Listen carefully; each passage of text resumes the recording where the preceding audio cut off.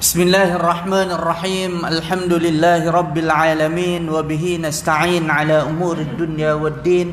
Asyhadu an la ilaha illallah wahdahu la syarika lah wa asyhadu anna sayyidana Muhammadan abduhu wa rasuluh. Allahumma salli wa sallim ala sayyidina Muhammad wa ala alihi wa ashabihi ajma'in. Subhanaka la ilma lana illa ma 'allamtana innaka antal alimul hakim. La hawla wa la quwwata illa billahil aliyyil azim. Qala rabbi shrah li sadri wa yassir li amri wahlul 'uqdatam min lisani yafqahu qawli. Bismillahirrahmanirrahim. Allahumma iftah 'alaina hikmataka wanshur 'alaina min khazaini rahmatika ya arhamar rahimin. Allahumma faqihna fid din. Allahumma 'allimna at-ta'wil waj'alna min 'ibadikas salihin waj'alna min 'ibadikal mukhlasin. Allahumma ij'alna minal ladzina yastami'una al-qawl fayattabi'una ahsanah. Amin ya rabbal alamin. Assalamu alaikum warahmatullahi taala wabarakatuh. Syukur kehadrat Allah Subhanahu wa taala diberi kesempatan dan dipilih oleh Allah Subhanahu wa taala kita dapat sama-sama berada dalam majlis ilmu dan juga dalam rumah Allah Subhanahu wa taala. Mudah-mudahan apa yang kita usahakan ini mendapat keberkatan, mendapat rahmat dan juga keampunan daripada Allah Subhanahu wa taala insya-Allah. Baik, apa khabar tuan-tuan dan puan-puan? Sihat ke? Baik, alhamdulillah. Tuan-tuan dan puan-puan yang dikasihi dan dirahmati Allah Subhanahu wa taala, kita masih lagi berada di bulan Rabiul Awal, satu bulan yang mulia. Bulan Rabiul Awal ini menjadi mulia sebab apa? Sebab kelahiran baginda Nabi sallallahu alaihi wasallam pada bulan Rabiul Awal. Dan alhamdulillah hari ini kita berada 16 Rabiul Awal. Bila kita sebut bulan Rabiul Awal ini tuan-tuan, kita kena mengingati Nabi sallallahu alaihi wa alihi wa sahbihi wa baraka wasallam. Kenapa tuan-tuan? Sebab kita umat Nabi sallallahu alaihi wa alihi wasallam dan kita orang Islam. Tuan-tuan, cuba kita bayang tengok. Abu Talib, bapa saudara Nabi sallallahu alaihi wa alihi wasallam, dia tidak Islam. Dia tidak ikut agama yang dibawa oleh anak saudara dia Nabi sallallahu alaihi wasallam. Tapi walaupun dia tak beriman, dia tak ikut anak saudara dia, tapi dia tetap membela Nabi sallallahu alaihi wasallam. Dan dia menyambut hari kebesaran kelahiran baginda Nabi sallallahu alaihi wasallam. Kita yang Islam, yang cinta, yang kita sayang kepada Nabi sallallahu alaihi wasallam, lebih-lebih lagi lah kita kena tunjukkan, zahirkan cinta kita dengan kita memperbanyakkan salawat dan kita mengikuti sunnah Nabi sallallahu alaihi wasallam. Baik tuan-tuan dan puan-puan yang dikasihi dan dirahmati Allah Subhanahu wa taala. Pada perjumpaan kita yang lalu, kita bincang di antara tanda-tanda kiamat ini, pembangunan yang pesat ataupun yang hebat di kawasan-kawasan Baitul Maqdis. Dan kalaulah yang saya sebut kepada tuan-tuan dan puan-puan panjang lebar hari itu, kalaulah kita tengok hari ini bumi Islam ataupun bumi Anbiya yang kita sebut Palestin, amat-amat menyedihkan kita. Sebab apa? Kalaulah kita tengok dalam peta, dah tak ada lagi dah nama Palestin ni, dah tak ada dah. Yang ada nama apa tuan-tuan? Yang ada adalah nama negara haram Israel.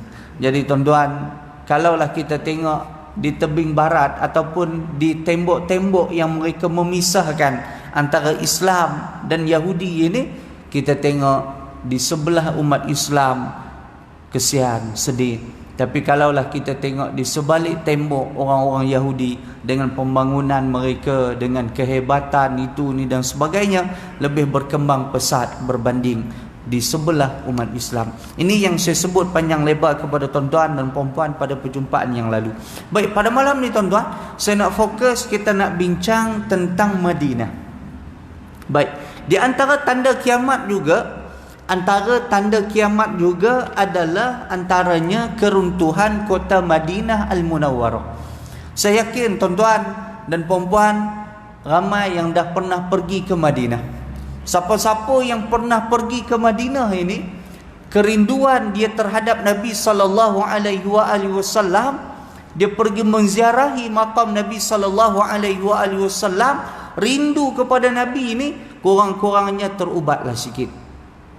Kurang-kurangnya terubat dah sikit, kan? Walaupun kita lalu depan tu polis Arab tu dia tak bagi duduk diri lama-lama, kan? Kita baru nak pegang buku nak baca doa, dia kata apa? Roh jalan ya haji, jalan haji. Kita kata ya Arab ni pandai cakap Melayu, kan? Dia yang tu ya tuan-tuan, kan? Tak pun dia cakap apa? Ya calo Pakistan pula, kan? Tengok muka kita orang Melayu, dia cakap Melayu pula. Jadi tuan-tuan, kurang-kurangnya terubat rindu kita untuk menziarahi Nabi sallallahu alaihi wasallam. Baik tuan-tuan dan puan-puan yang dikasihi dan dirahmati Allah, nama asal ataupun nama dahulu Madinah adalah Yathrib. Yathrib ini adalah nama Madinatul Munawwarah yang sekarang ni. Jadi sekarang ni kita panggil Madinah. Madinah ni adalah bandar.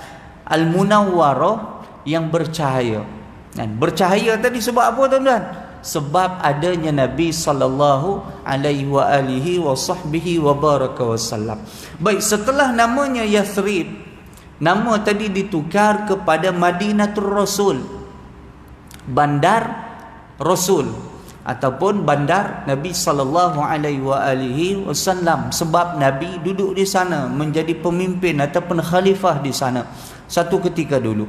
Baik, setelah itu nama Madinatul Rasul ini ditukar kepada yang ada pada hari ini, iaitu Madinah Al-Munawwarah. Baik tuan-tuan, ketika Nabi sallallahu alaihi wasallam sampai tiba di Madinah, di Madinah ini ada beberapa puak yang terkenal. Di Madinah ini ada beberapa puak yang terkenal, antaranya puak Aus dan juga puak Khazraj. Aus dengan Khazraj ni kerja dia apa? Berkelahi siang malam pagi petang. Kan? Tak reti nak berdamai. Nak berdamai ni tak reti langsung. Yang tahu apa? Berkelahi, bergaduh pagi petang siang malam.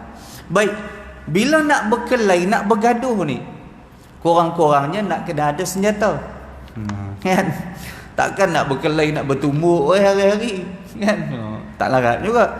Jadi nak berkelahi, nak bergaduh ni nak kena ada senjata. Jadi siapa yang supplier senjata ni? Yang supplier senjata ni ataupun yang ambil keuntungan daripada pergaduhan, perpecahan Aus dan Khazraj ni adalah Yahudi-Yahudi yang tinggal di pinggir-pinggir ataupun di bandar Madinah tadi. Banyak pokok Yahudi ni tuan-tuan, antaranya daripada Banu Quraizah, antaranya daripada Banu Nadir, antaranya daripada Banu Qainuqa dan lain-lain lagi. Jadi pokok geng-geng Yahudi ni dia mengapi-apikan lagi. Ni contohlah, kan? Ni senapang ni baru buat ni. Contohlah AK-47. Baru cipta ni, kan? Puak-puak Aus tak beli, belum beli lagi ni. Ni kita jual dekat puak-puak Khazraj dulu.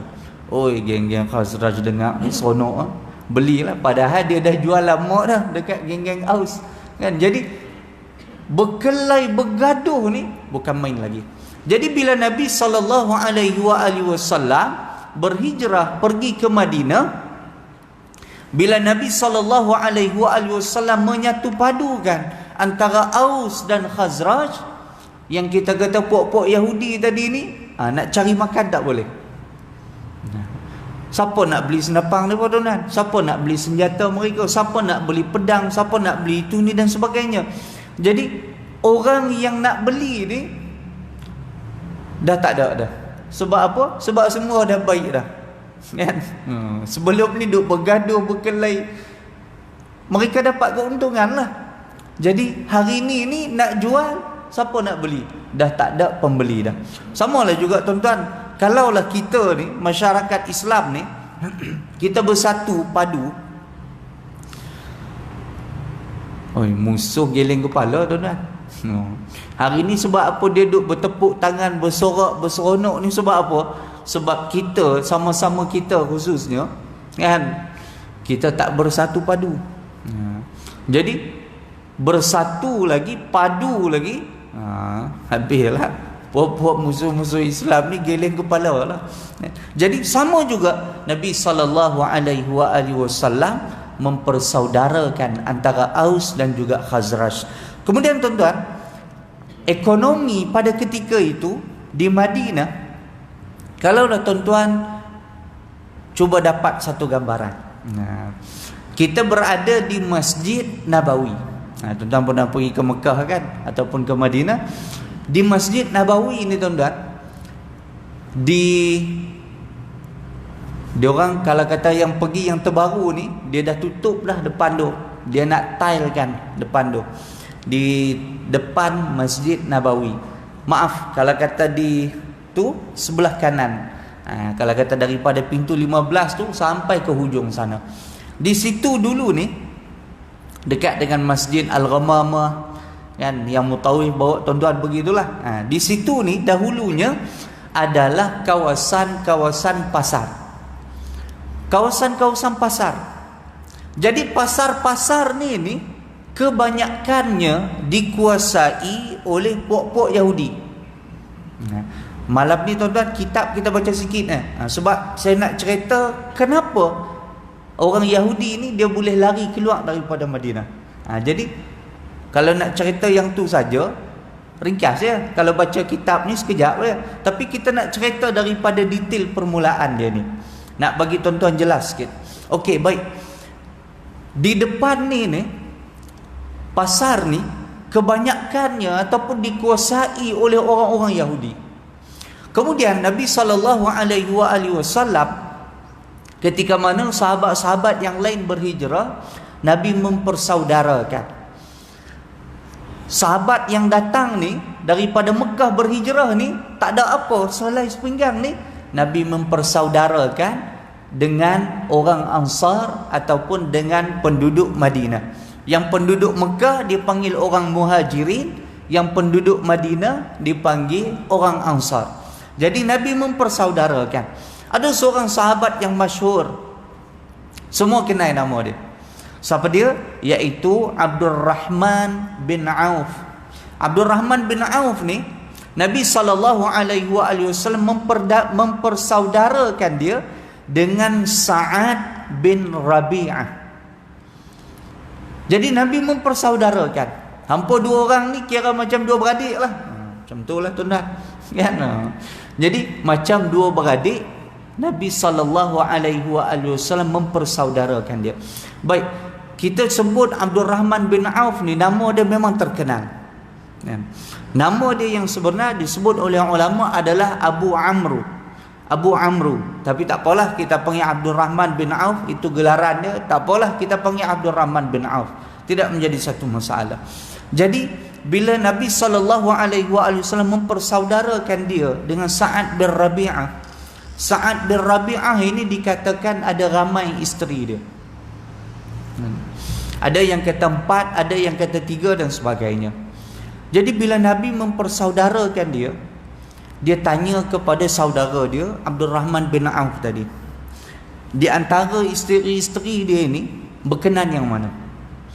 Dia sanggup nak ceraikan isteri dia, nak bagi seorang kepada saudara dia tadi, Abdurrahman bin Auf. Nak cerita baik, rapat, sampai macam tu sekali. Tapi Abdurrahman bin Auf ni tuan-tuan, dia ni kepala otak dia bisnes, berniaga. Benda-benda macam ni dia tak fikir sangat. Jadi apa dia bagi tahu kepada saudara dia, kepada Sa'ad bin Rabi'ah ini, dia kata, wahai Sa'ad, sekarang ni tunjukkan kepada aku pasar ni dekat mana. Baik. Jadi Sa'ad bin Rabi'ah ni tunjuklah dekat Abdurrahman bin Auf pasar dia dekat mana dan sebagainya. Dan dikatakan Sa'ad ini juga memberi sedikit modal kepada Abdurrahman bin Auf untuk berniaga. Tuan-tuan, Abdurrahman bin Auf ni orang yang cerdik, yang jenis biasa berniaga ni, Memang hebat dia berniaga. Kan? Macam mana dia berniaga, tuan-tuan? Saya tu terang cakap lah, kita tak pandai berniaga. Saya pernah juga nak berniaga, tuan-tuan. Kan? Habis saya bagi kat orang ni, tak sampai hati nak berniaga. Kan? Sajalah kongsi, tuan-tuan. Waktu saya belajar dulu, kita bawa balik batu akik daripada Yaman. Mahal batu, tuan-tuan, orang jual. Kan? Kita nak jual ni, tak sampai hati lah pula. Kan? Tak reti lah nak berniaga ni. Kita jumpa kawan-kawan kita, bagilah, ambil lah, lama-lama habis ya. Kan? Jadi orang yang nak berniaga ni, dia kena kepala otak dia ni, otak bisnes. Macam kita kesian kat orang ni, tak boleh berniaga, rugi. Kan? Jadi Abdul Rahman bin Auf ni, jenis otak berniaga. Dia berniaga apa, tuan-tuan? Dia bisnes unta. Dia jual unta. Macam mana dia jual unta? Katalah, tuan-tuan, unta ni dia beli dengan harga berapa unta? Kan? Kalau kata duit ringgit, kita katalah dengan harga RM10,000. Kalau kata duit dinar, berapa, tuan-tuan? Berapa je? Lebih kurang katalah RM10,000 lah. Cerita dinar sekali lagi, kan, kita bukannya ada dinar pun, kan. Baik, katalah lebih kurang RM10,000. Jadi Abdul Rahman bin Auf ni, dia beli unta RM10,000. Kemudian dia jual juga unta tadi RM RM10,000. Habis tu, Ustaz, bila nak kaya? Kan? Beli RM10,000, jual balik RM10,000. Baik, tuan-tuan, Abdul Rahman bin Auf ni cerdik.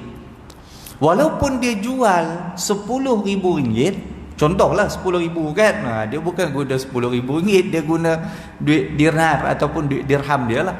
Tapi dia ambil keuntungan daripada tali unta ni. Tali, bila dia beli unta, orang mesti jual dengan tali. Tali ni dia tak jual, dia ambil tali, dia simpan. Kalau tuan-tuan tengok tali orang ikat unta ni, kebiasaannya Arab-Arab Badui ni, dia ikat unta ni pakai igal. Yang tuan-tuan tengok Arab letak dekat atas kepala igal yang lilit hitam tu kan.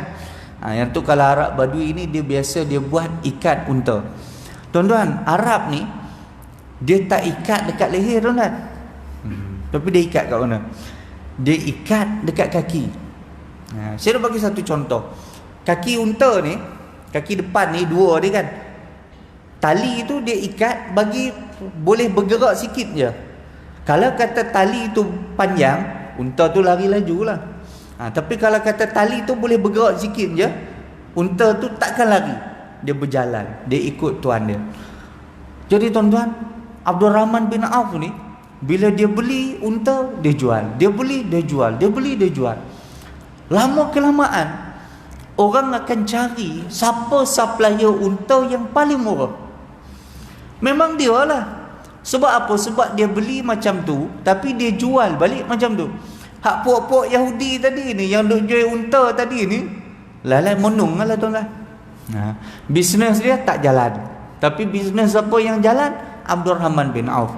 Dan sampai satu ketika, tuan-tuan, tali ni, eagle ni, tali ikat unta ni tak ada stong.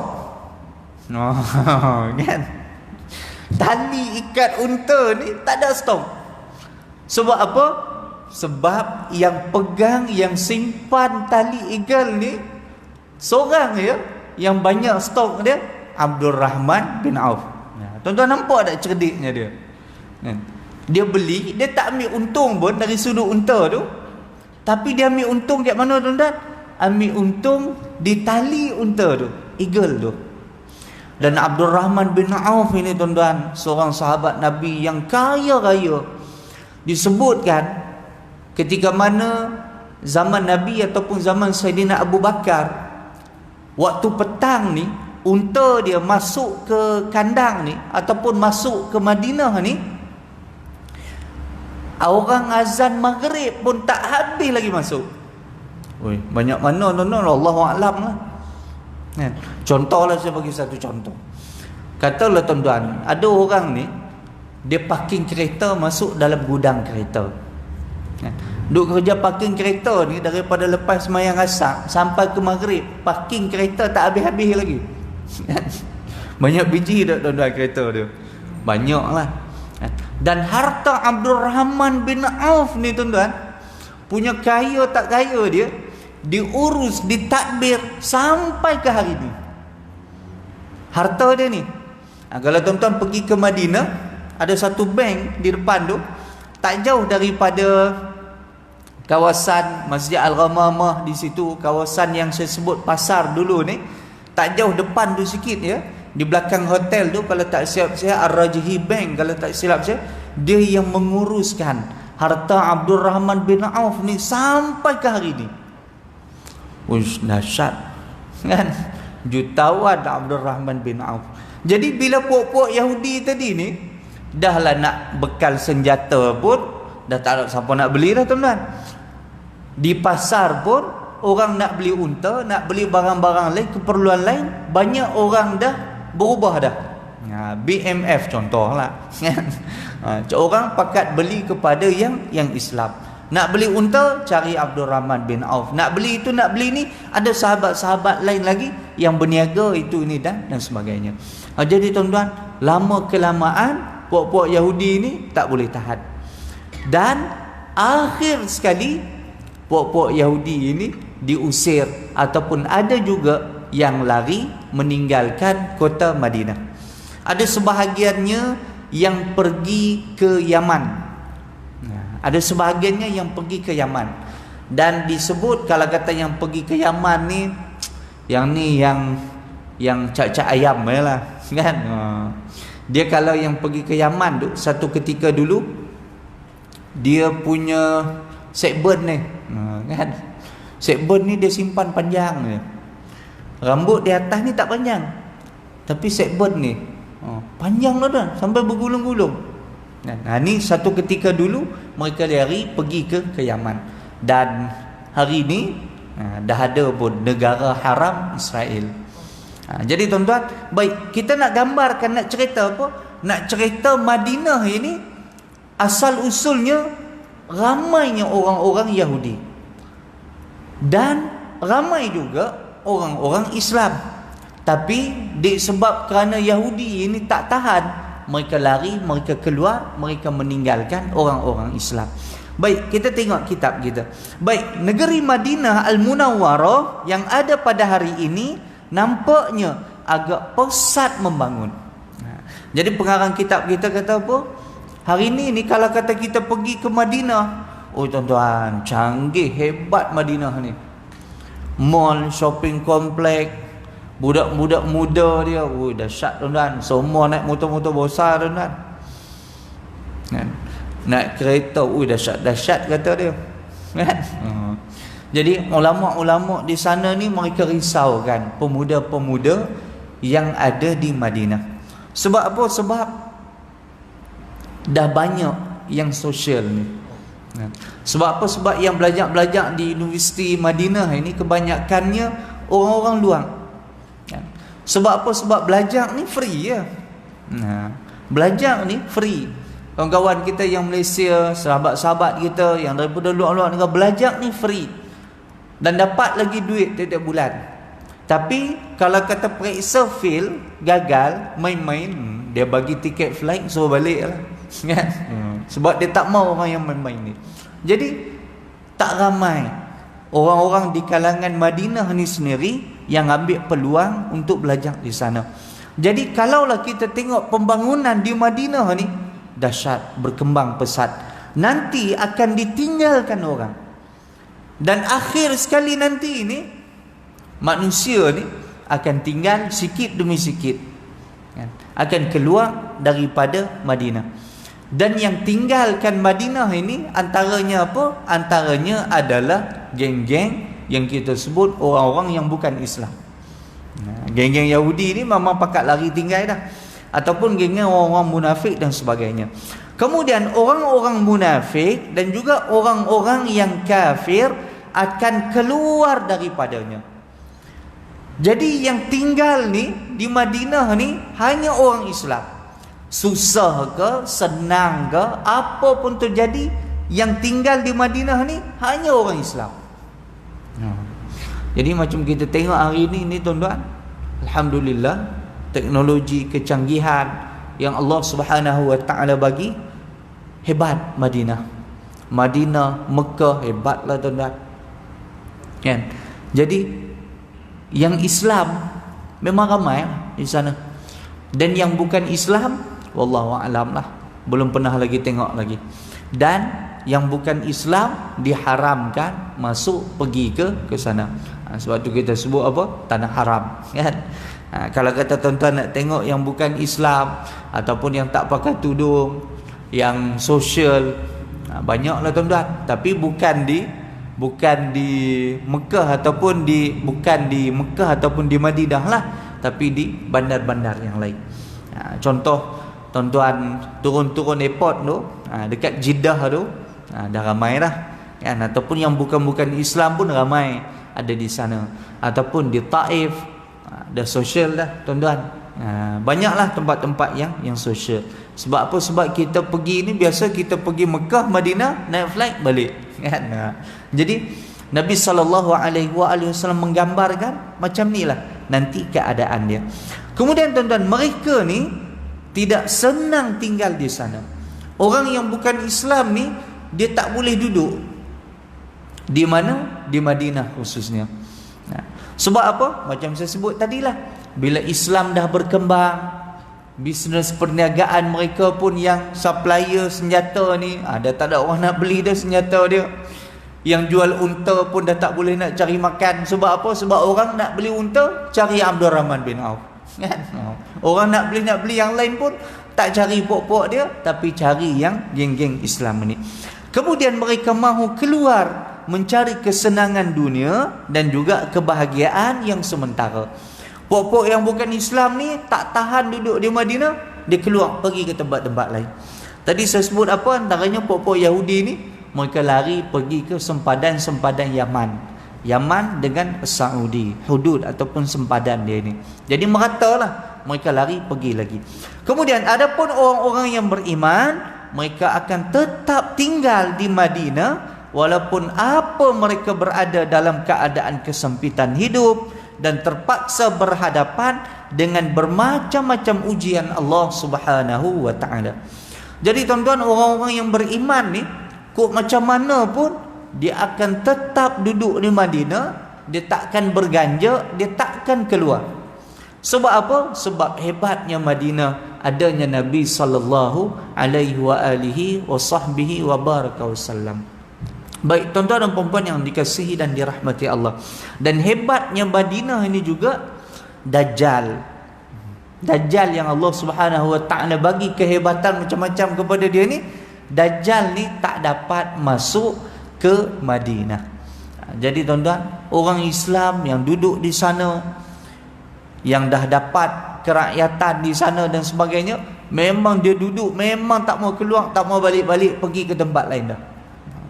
Sama lah juga tuan-tuan, kita tengok sahabat-sahabat kita yang belajar di sana ni, bila duduk di Madinah ni, Allahu Akbar, seronok dia memang lain macam. Saya yakin tuan-tuan ramai pernah pergi ke sana, ke Mekah, ke Madinah. Bila kita duduk di Madinah dia ni, ketenangan kita ni lain sikit rasa berbanding dengan kita duduk di Mekah. Baik, contohlah tuan-tuan, sebab apa? Sebab kita mendengar cerita-cerita dia daripada kawan-kawan kita, sahabat-sahabat kita yang belajar di sana. Sebab kalau kita tengok di Mekah ni, macam pergerakan dia macam kalang kabut sikit, cepat sikit. Tapi kalau di Madinah ni dia cool, dia tenang, dia relax sikit. Biasalah tuan-tuan, contohlah kan, macam kita orang ni 9 ni, kan? Tapi saya bukan orang ni 9 lah, saya orang Kedah kan? Macam kita lah orang ni 9 ni.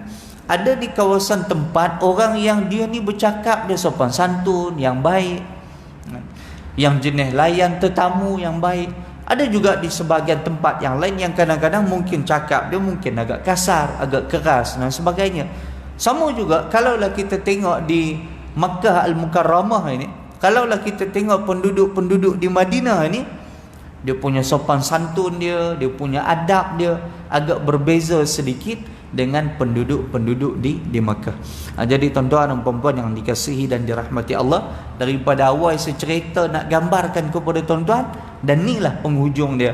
Kok jadi macam mana sekalipun orang-orang Islam yang duduk di Madinah, mereka takkan keluar, takkan berganja apa pun terjadi di Madinah.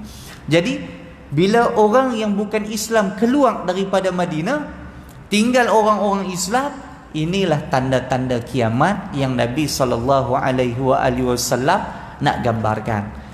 Jadi yang saya cerita tadi tuan-tuan, daripada ABC ni, Z dia apa? Penghujung dia, Nabi nak menggambarkan inilah tanda-tanda nak berlakunya hari kiamat. Boleh jelas tuan-tuan ya? Okey, baik.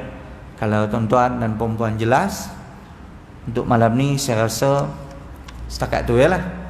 Kan? Jadi mudah-mudahan banyak yang kita dapat pada malam ini.